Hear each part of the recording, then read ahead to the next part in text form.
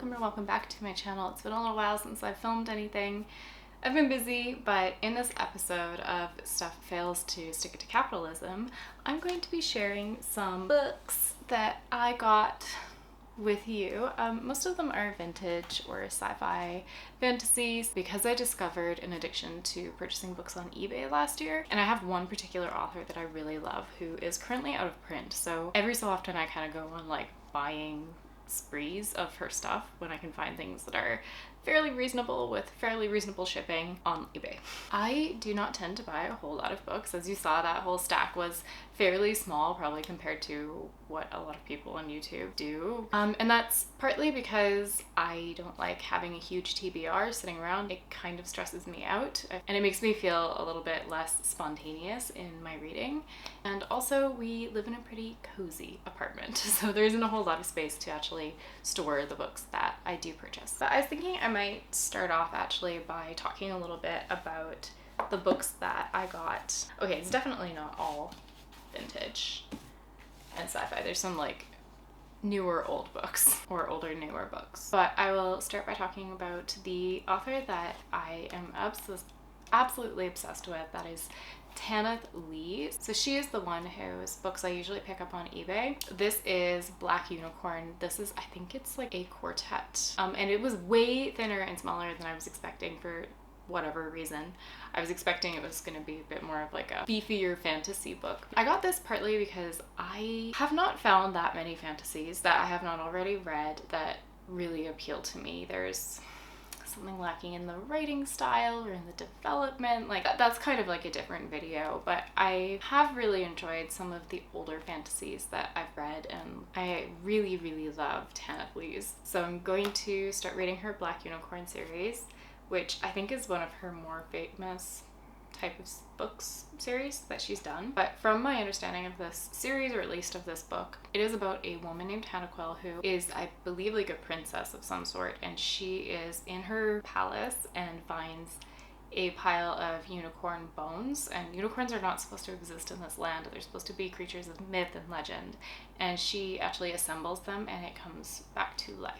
So I think that sounds kind of interesting. I think this is originally sort of a YA book before YA was like a whole thing, and it was published, well, this one, it says the cover art was 1991, and the back says, "She knew why the unicorn was there. It had come for her. It needed her. But she was a girl with no talent for magic. She could only fiddle with the broken bits of machinery and make them work again. What could she do for a unicorn?" So yeah, very curious what this will be like, because the other books that I've read by Tanith Lee trend quite dark. They have been horrors or, you know, leaning pretty heavily into some of the darker aspects of fantasy. So yeah, that is Black Unicorn, and I got book one.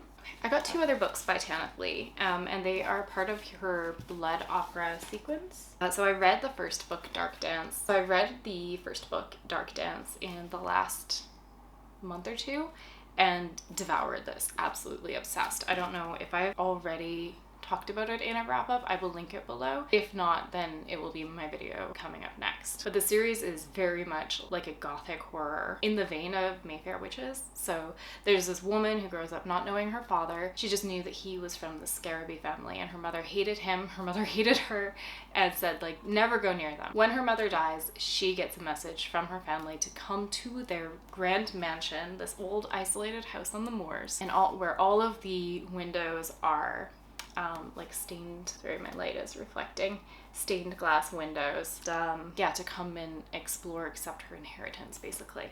And she begins to uncover some of the like the really nightmarish, dark, creepy, awful things. Loved this book so much. It was one of the best books of the year probably for me. So I obviously leapt right on eBay and I ordered the sequel. I got this version of Personal Darkness because what an absolutely bloody fantastic cover. It is so much. There's so much going on with this. More and more I love these sort of campy, gothic, really extra covers. And yeah, I'm so excited to see where this series is going, because it is a continuation of book one, but I think we are pivoting. We're following a newer character that's introduced in book one a little bit more. I don't want to spoil it. This series is out of print now, unfortunately, but if anybody is able to get their hands on it. It needs to be read in order. Absolutely read it. I also got the third book, which is called, oh sorry, in case you're only listening and you're not watching, the second book was called Personal Darkness. And the third book is called Darkness I by Tanith Lee. I'm a little bummed that this one doesn't have a jacket, but it was going to be a completely different jacket because it's hard enough to find them in decent condition with decent shipping that all sort of like match. So they're going to be, you know, different on my shelf, but I don't really care. I'm just delighted to own them.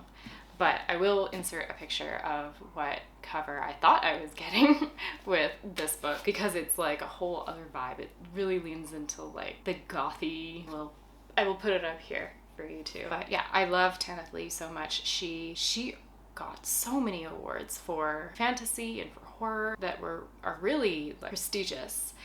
So I'm really surprised that her work is almost completely out of print these days. Also, as part of my reaching back into fantasy canon, the backlists of popular writers, I got The Wizard of Earthsea, which also, again, surprised me how skinny of a book this is. But yeah, this is by Ursula K. Le Guin. I think this involves dragons, maybe. Oh yes, A Tale of Wizards, Dragons, and Terrifying Shadows. It says, the young wizard Sparrowhawk, tempted by pride to try spells beyond his powers, lets loose an evil shadow beast in his land. Only he can destroy it, and this quest leads him to the farthest corner of Earthsea. Yeah, I'm really interested to read this. I have a friend who's really, really into it, and she said that this author, Ursula K. Le Guin, also translated a Chinese kind of philosophical text that I will put the name of here for you, because she feels like there's a lot of influence from this in this. I was also under the impression that there's like this element of shadows that was inspired by Carl Jung's idea of the shadow self. So maybe I won't find any of that in here, but I am excited to try some more Ursula K. Le Guin because I've only read Left Hand of Darkness, and there's another one that is about a psychiatrist who controls his patient's dreams. We're going to continue the sci-fi theme and then we'll jump into Angela Carter. Okay, I also got The Man in the High Castle. I used to watch the TV series. I always wanted to watch or like read the book and see how different it is because I think it must be very, very different. America after the Second World War. The Allies have lost and their enemies have conquered the world. Those who survive live in fear. The Nazis have taken over New York while the Japanese controlled California. Yet, in a neutral buffer zone between these two rival superpowers lives the author of an underground bestseller that it is rumored offers an alternate version of history. Does reality lie with him, or is his world just one among many others? It's basically about what if the Axis powers won and what would our world look like, and then there's like a real sci-fi edge to it. What is reality? Is this reality? Yeah, so Man in the High Castle. So I also am obsessed with Angela Carter, and I thought that this specific brand of book or of cover, the Virago something or other covers, were going out of print, like just because I have a hard time finding them, and it turns out that they're not. They are very much still being printed. It's just harder to get in Singapore. So I ended up with quite a few of these Angela Carter books, but I'm not sad about it. As you see, I am currently reading The Passion of the New Eve. This is the craziest book I have ever read.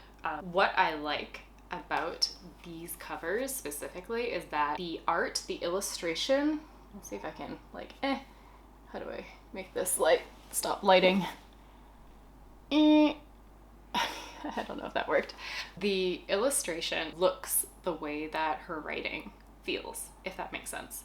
Like, it's a little bit wacky, it's a little bit whimsical, it's kind of weird. This is a very weird book. Oh, God, how do I even explain this to you? On the back of this copy specifically, it says, if you can imagine Baudelaire, Blake, and Kafka getting together to describe America, you're on the way to Carter's visionary and lurid world. 100% accurate. This book is essentially about a guy named Evelyn who starts off in the UK, he moves to New York and finds that it's just crawling with roaches. There's shimmering fumes of garbage in the alleys. It's absolutely like lurid and rancid. He gets in a relationship with a woman named Layla. She gets pregnant. There's like a whole thing, and through a series of events, he ends up in the desert, and while he is there is picked up by a band of women who are kind of culty and weird, and is forced to undergo a sex change.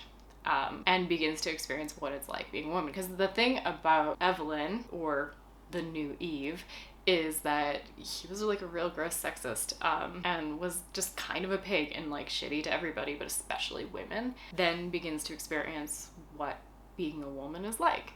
So that is very roughly what is going on in this book so far. I cut out some major spoilers, but crazy book. Loving it. After that, I got 2 books that I had not really heard about as much as her other published works.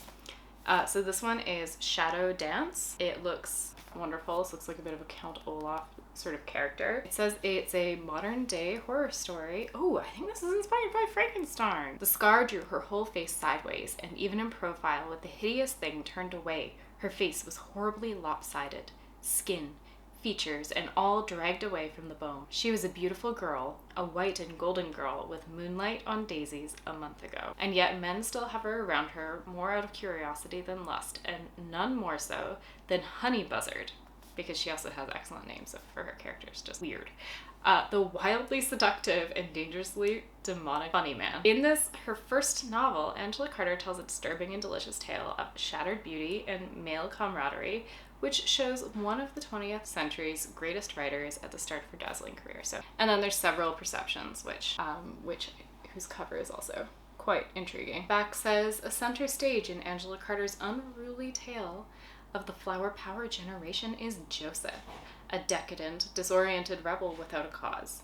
A self-styled nihilist whose girlfriend has abandoned him, Joseph has decided to give up existing, but his concerned friends and neighbors have other plans. In an effort to join the spirit of protest, which motivates his contemporaries, Joseph frees a badger from the local zoo, sends a turd airmail to the President of the United States, falls in love with the mother of his best friend, and accompanied by the strains of an old man's violin, celebrates Christmas Eve in a bewildering state of sexual discovery. But has he found the meaning of life? And apparently this got a number of awards in 1968. So, several perceptions. I feel like this is going to be a nice Christmas book. You know? Real solid one. And then I also got Love, which... Oh!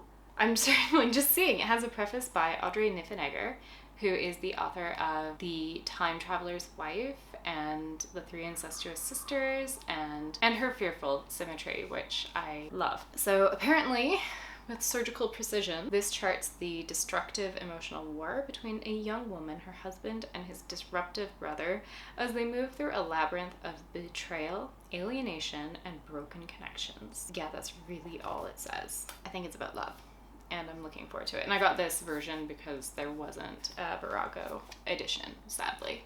So yeah, that is Love. This one I think will be quite short. All of her books are quite short, but they pack such a punch in terms of being able to explore a theme, and she's so witty, but I haven't found any writer like her. Okay. And finally, my cat is sensing that it's dinner time in 5 minutes for him, so I better speed this up. I got the Let the Right One In. This is, I don't know when this was published, it's not that old, but this is about a little boy who is really terribly bullied, and a little girl moves in next to him, and then all of the bullies begin dying.